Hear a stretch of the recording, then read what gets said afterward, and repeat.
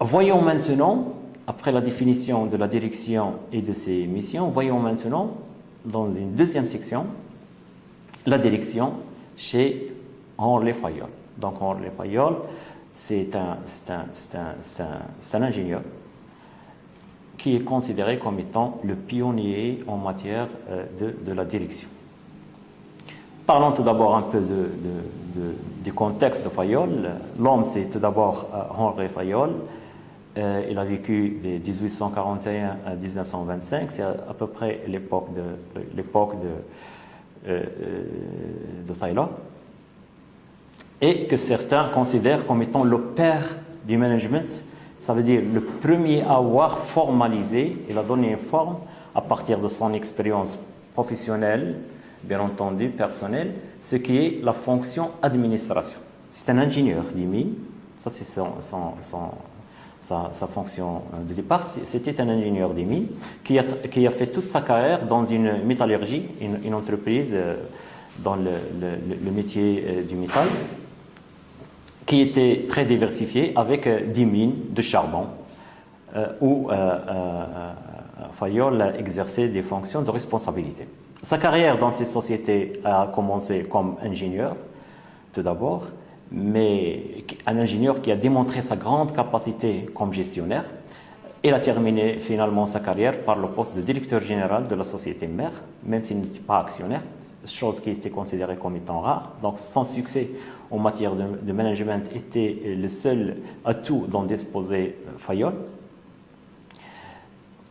Elle a occupé ce poste de directeur général pendant 30 ans jusqu'à sa démission en 1918 pour des raisons de santé. Il a publié en 1916, donc un peu le même cheminement que Taylor. Il a publié un ouvrage, un texte, ce n'était pas un ouvrage au départ, il est devenu par la suite, il a publié en 1916 un texte intitulé « Administration industrielle et générale ».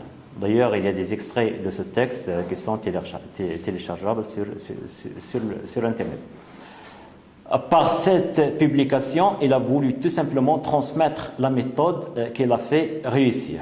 Donc, le texte a eu un succès similaire à celui des principes d'organisation scientifique de Taylor, édité en 1911. Donc, il n'y a pas une grande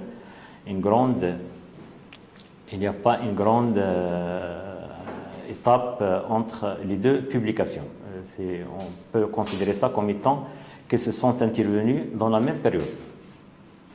On va parler un peu de ce texte-là pour définir un peu le contexte général où s'est inscrit un peu la pensée de Taylor. Le texte de Taylor comprend 4 parties.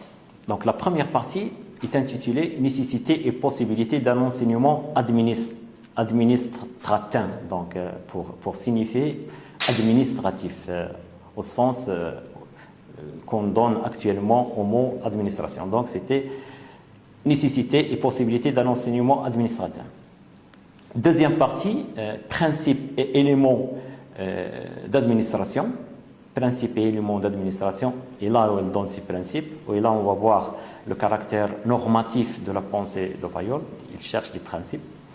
Et la troisième partie, observation et expérience personnelle, donc son travail a été réalisé à partir de son expérience personnelle. Et en dernier lieu, leçon de la guerre. Là, c'est cette dernière partie, il faut lire le texte pour voir un peu à tel point cette leçon de la guerre a déterminé un peu le cheminement de la pensée de Taylor, de Fayol plutôt. Et les 4 parties sont plus ou moins désordonnées et de l'avis de plusieurs commentateurs.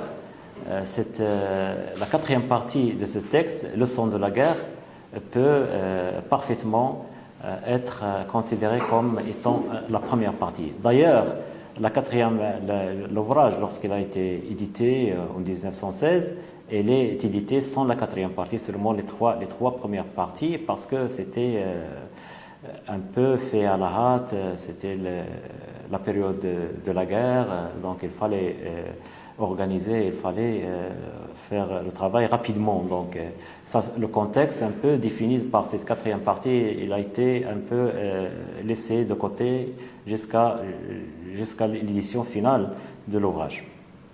J'aimerais bien revenir justement à ce texte de la quatrième partie. D'ailleurs, c'est un texte qui est plus ou moins réduit. Ce qui a été retrouvé de cette partie-là, qui est un texte qui définit justement la logique sur laquelle Fayolle a bâti toute sa pensée sur l'administration générale. Contexte général de la France au 1916. Donc, en cette période-là, en 1916, la France est sortie vaincue de la Première Guerre mondiale. Pour Fayolle, la cause de cette défaite ne résidait pas dans le manque de bravoure et de courage des soldats français, bien au contraire. Le texte, il y a des louanges, il exalte un peu l'attitude et le courage des soldats. La cause, selon lui, réside dans l'absence de chef capable de diriger. Je lis le paragraphe de ce texte qui est déjà très court, où Fayolle pose des questions. Et le texte est établi sous forme de questions et de réponses en même temps. Leçon de la guerre. Le soldat français a fait preuve de l'endurance la plus remarquable, d'une énergie surprenante, d'un courage sans pareil. La nation tout entière s'est donnée avec un dévouement absolu. Personne ne doute de l'intelligence de nos concitoyens. On sait qu'il y a dans notre pays des hommes hors de prix, avec de tels hommes, un tel foyer d'énergie. De quoi la nation ne serait-elle pas capable si son organisation générale était au niveau de la valeur des individus? Or, nous avons été surpris puisque rien n'était préparé. Il a fallu s'organiser à la hâte, c'est-à-dire au prix des plus grands sacrifices de tout genre. Bon, remarquons à ce niveau, là c'est la note de la rédaction, remarquons à ce niveau que Fayolle fut animé par le même questionnement que celui de Taylor. Donc ils sont quelque part sur le plan des contextes. Il avait les mêmes questionnements, pour ne pas dire le même paradigme. Donc Taylor a lui aussi justifié son travail par une question sur ce que le pays tout entier perd par manque d'organisation. La Fayolle, il nous dit voilà ce que la France perd par manque de chef et manque d'organisation. Je complète le texte de Fayolle. Il n'y avait pas de programme. Pourquoi? Il pose la question. L'organisation, les programmes sont faits par les chefs, ne peuvent être faits que par eux. Nous manquerions donc de chefs capables, assurément. Je ne dis pas intelligent ou instruit, je dis capable. Pourquoi n'y a-t-il pas eu à la tête des pays des hommes capables de gouverner, prévoyants, organisateurs, informés, sachant susciter le dévouement, inspirer la confiance? C'est parce que la nation ne sait pas quelles sont les qualités qu'elle doit demander à ses chefs. Elle croit que l'éloquence, la science mathématique, la qualité du lu donnent la capacité administrative. Grande erreur. Fin de citation. Donc, ce qu'on remarque dans ce texte-là, il est d'ailleurs un texte très important pour plusieurs raisons. Tout d'abord, il montre le contexte général où s'inscrivait l'œuvre de Fayolle. Ça, c'est clair et net. Deuxièmement, il résume l'importance des chefs ou de la direction, le rôle des chefs et le rôle de la direction dans l'organisation. Et troisièmement, il montre que l'administration est une compétence à part, indépendante de la compétence technique ou des savoirs du dirigeant. Le chef doit avoir des qualités qui ne découlent pas de ses compétences techniques ou scientifiques, mais des compétences administratives. Pour lui, l'administration est une science qui doit être enseignée. Donc là, c'est un peu l'objectif de la première partie de son ouvrage. Et c'est dans ce cadre qu'il a défini les fonctions d'un dirigeant. donc ce qu'on va voir dans le point suivant. Et ensuite, il a rédigé les principes de l'administration. L'influence du contexte a fait que ces principes sont plus ou moins empruntés à ceux de l'armée, à ceux de la guerre. Il parle des commandements, des hommes, l'autorité, la discipline, le chef, etc. D'ailleurs, cette similitude et ce langage emprunté à l'armée va être critiqué par la suite par le courant de la psychologie des organisations, ce qu'on va voir aussi dans la section qui va venir par la suite.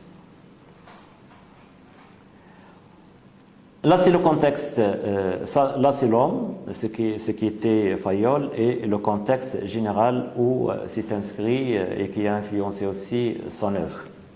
Maintenant, voyons, abordons comment il voit les choses, le rôle de la direction selon Henri Fayol.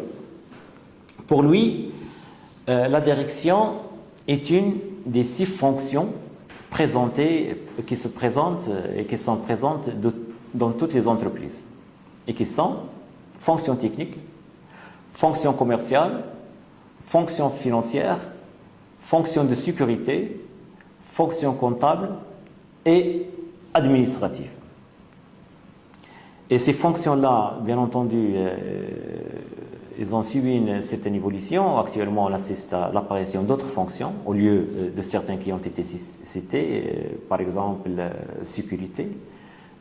Peut-être qu'actuellement, on assiste à une fonction de sécurité informatique ou autre chose, à une fonction marketing, mais dans le temps, ce n'était pas ça. Et le contexte dans lequel il a travaillé, son expérience personnelle, a fait que cette fonction de sécurité était très importante. Il a travaillé dans des mines, il y avait des incendies, il y avait un risque énorme, donc il a fallu mettre en place une fonction dédiée à ce domaine-là.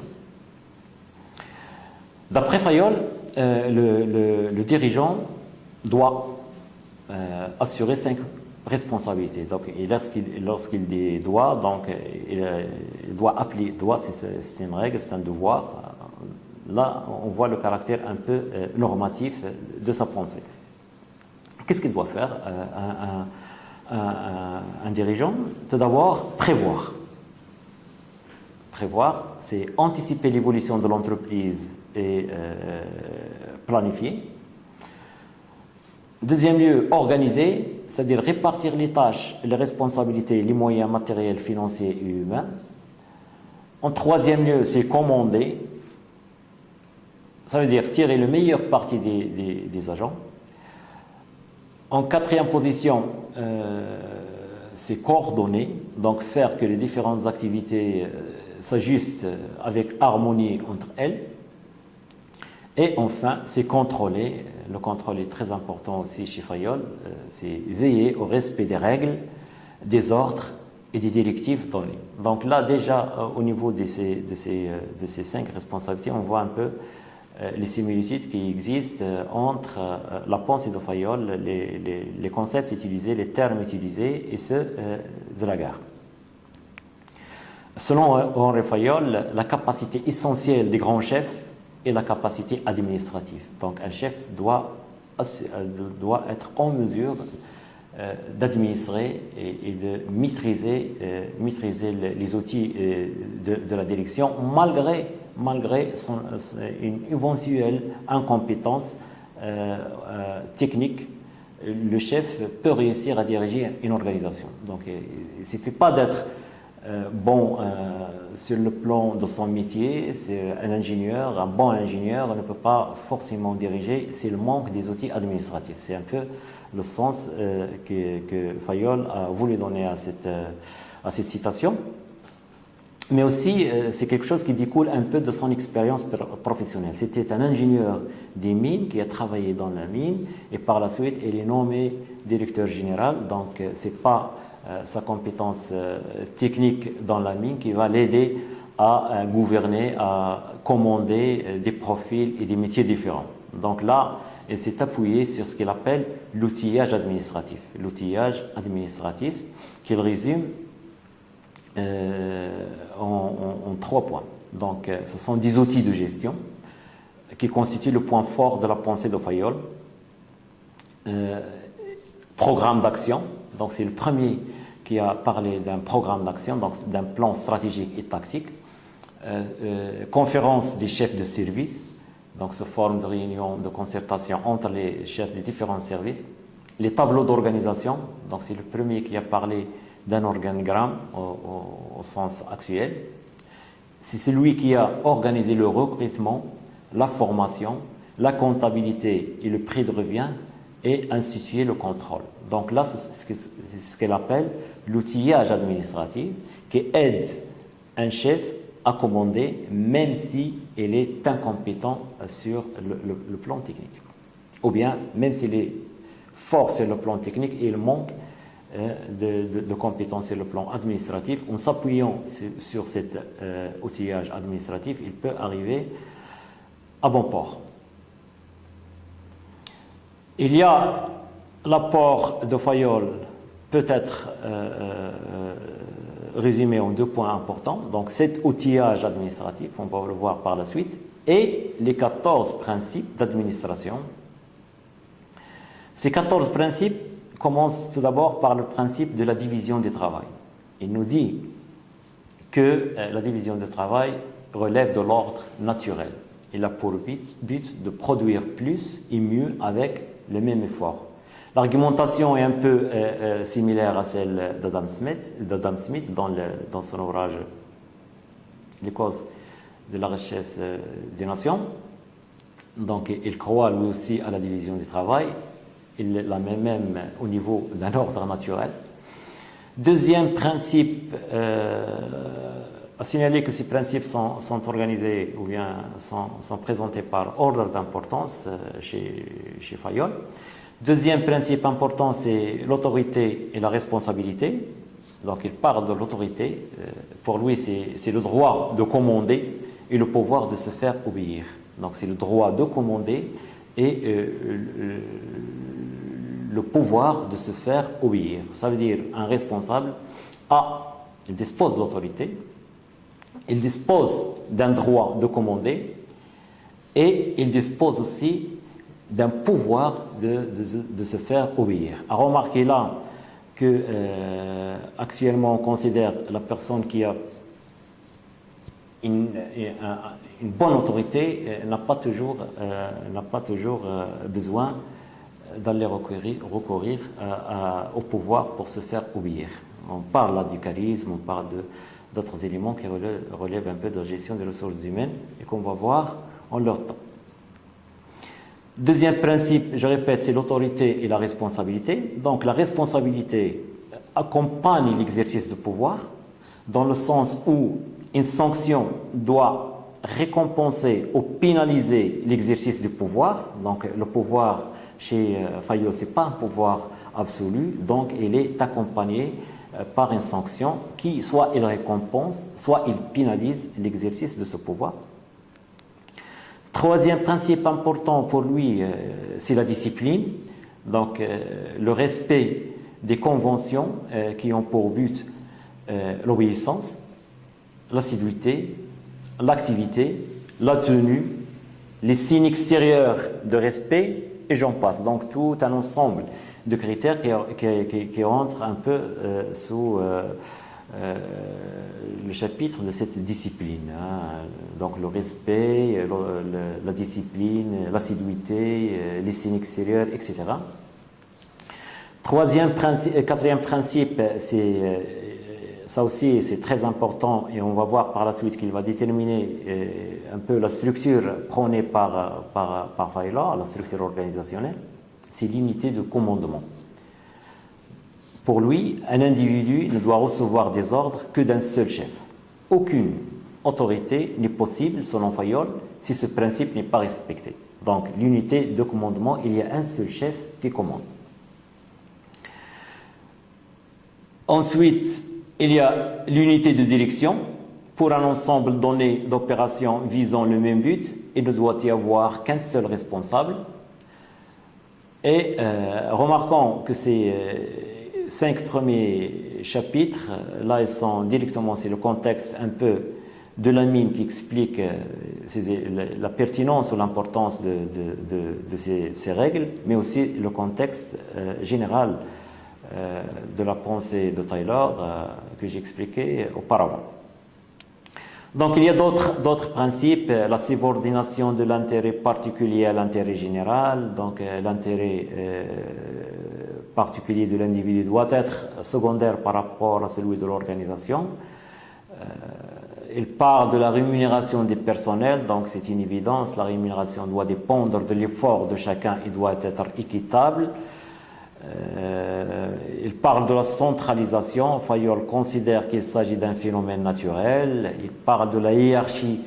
Chaque personne doit connaître sa position dans la hiérarchie de l'entreprise, donc il a l'importance de l'organigramme. Il s'agit de la série des chefs. Il définit la hiérarchie comme étant une série de chefs qui va de l'autorité supérieure aux agents inférieurs, aux subalternes. C'est la voie par laquelle doivent passer les communications pour garantir la transmission des ordres et compte rendu et s'assurer que le principe de l'unité de commandement est parfaitement respecté. Il y a d'autres principes comme par exemple l'ordre matériel et social qui contribue à l'efficience de l'entreprise. Fayol nous parle d'une place pour chaque personne et chaque personne à sa place. Il parle aussi de l'équité comme étant un principe. Il faut traiter les subordonnés sans aucune préférence personnelle. Il parle de la stabilité du personnel qui contribue à un meilleur résultat général. Il parle, et là aussi c'est très important, parce qu'on va voir par la suite quelles sont les similitudes et les différences que présente Fayol par rapport à Taylor. Taylor, elle parle du principe de l'initiative, ou principe d'initiative, c'est la possibilité de concevoir et d'exécuter. Donc, il laisse un peu la possibilité aux ouvriers de prendre des initiatives. Donc, il s'agit de la liberté de proposer, bien entendu, dans le cadre d'une initiative globale qui concorde avec celle des chefs. Et là aussi, il faut voir un peu l'influence du contexte de la mine. Imaginez-vous dans une situation où il y a des problèmes au niveau de la mine, donc il ne faut pas attendre que les décisions viennent d'en haut, il faut que les ouvriers soient capables de réagir de par leur propre initiative. Il parle en dernier lieu de l'union de personnel. Il y a une recherche il y a là une recherche de l'harmonie dans la gestion des personnels. Donc, pour lui, il faut éviter un peu cette action de diviser pour régner. Donc là, ce sont les 14 principes de Fayol et qui nous dit qu'il suffit tout simplement de les appliquer pour qu'un chef soit digne de ce nom et capable de commander et de gérer son organisation. Ce qu'on peut dire en conclusion, c'est de voir un peu quelles sont les similitudes ou bien les différences que présente Fayol par rapport à Taylor. Bon, les similitudes entre Taylor et Fayol, on dit souvent que ce que Taylor est pour l'atelier Fayol est pour la direction. Donc, sont tous les deux des ingénieurs engagés dans la résolution des problèmes qui se posent dans leur terrain respectif. Et tous les deux, on a vu ça, on sentait l'importance de l'organisation dans des contextes particuliers. Fayol dans le contexte de guerre de la France, Taylor dans le contexte de profiter un peu, amener le pays à gagner sur ce développement qui se développe dans tous les domaines scientifiques. Donc l'organisation constituait une perte, un coût très, très énorme pour toute l'économie des États-Unis. Seulement, là, la pensée de Taylor a été, c'est intervenu dans un contexte où les industries en forte croissance étaient plus ou moins similaires à celles de la sidérurgie, de la métallurgie.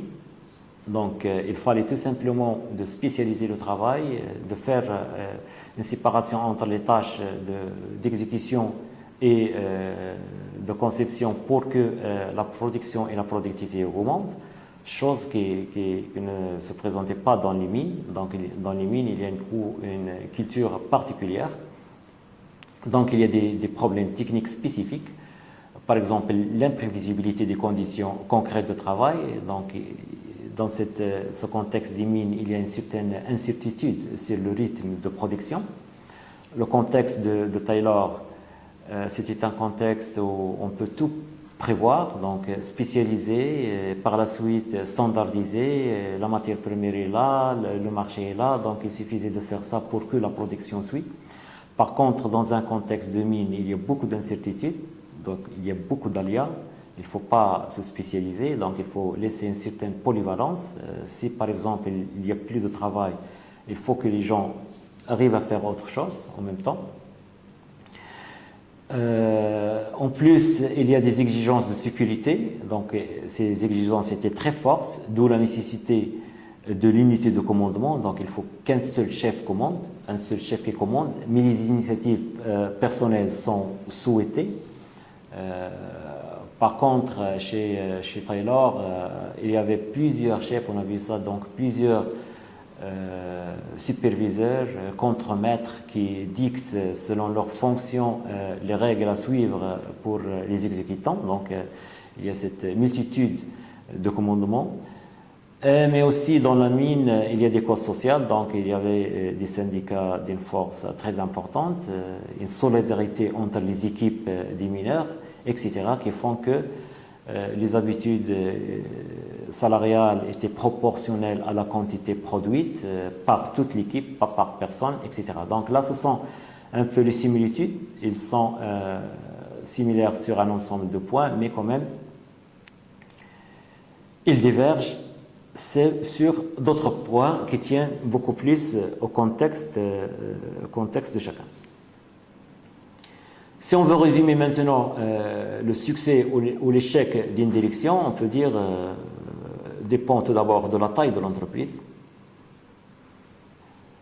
Dans les grandes entreprises, la direction doit faire preuve de son efficacité par rapport aux actionnaires, donc il faut répondre un peu aux objectifs des actionnaires.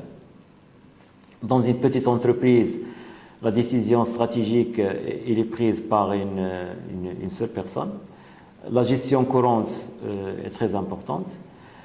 Le chef d'entreprise d'une petite taille peut superviser tout, donc il fait la gestion, la production, la comptabilité, le commercial, etc. Ensuite, on peut dire que l'échec ou la réussite d'un style de direction dépend aussi de la nature de l'activité. Donc il y a des activités où on peut spécialiser, on peut déléguer. Il y a d'autres activités où la centralisation, l'unité de commandement est très importante. Donc la nature un peu de l'activité explique un peu l'échec ou la réussite de la direction. Mais enfin, il y a la façon dont ce commandement est conçu. On parle du style de leadership. C'est l'influence qui exerce une personne sur un groupe. Ce style d'animation des hommes, de commandement des hommes va dépendre bien entendu de la personnalité des gens. Il va déterminer le degré de centralisation, la capacité de la direction de l'entreprise à mobiliser le personnel, à générer une culture d'entreprise favorable à la réalisation des objectifs, favorable à l'épanouissement des gens, etc. Donc là, je pense que c'est le point le plus important de tous ces trois, c'est un peu la personnalité des dirigeants et la personnalité et son style de management. Tout ça, on va le voir au niveau de la 4e section de ce chapitre, mais avant, j'aimerais bien présenter un peu l'approche descriptive de Menzberg sur l'administration, donc à côté de l'approche qu'on a vue, l'approche normative de Fayol.